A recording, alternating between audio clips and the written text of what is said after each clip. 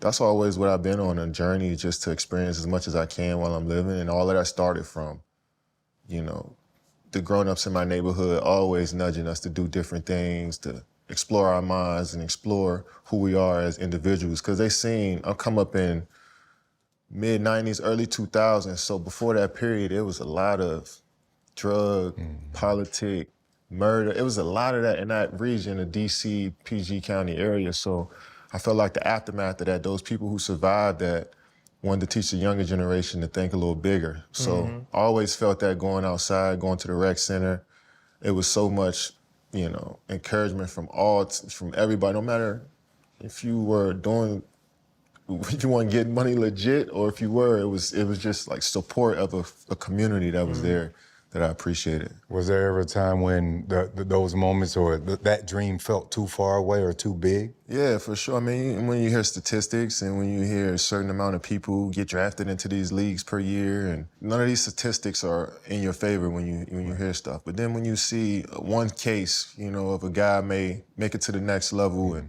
even just catch a training camp invite, that just shows you that it's just, you know, all that stuff is attainable if you put that work in, you know.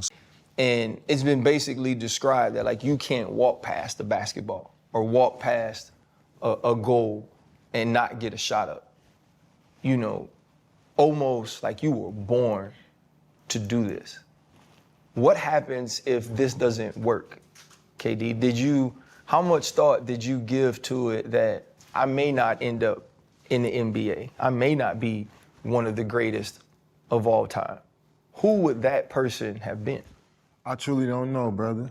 Like, I didn't think about that question and like, damn, until I made it and I started signing my contracts and feeling solidified in the league. I look back and start reflecting. I was like, hold up, I really didn't have another option to fall back on. I really put everything that I could into this.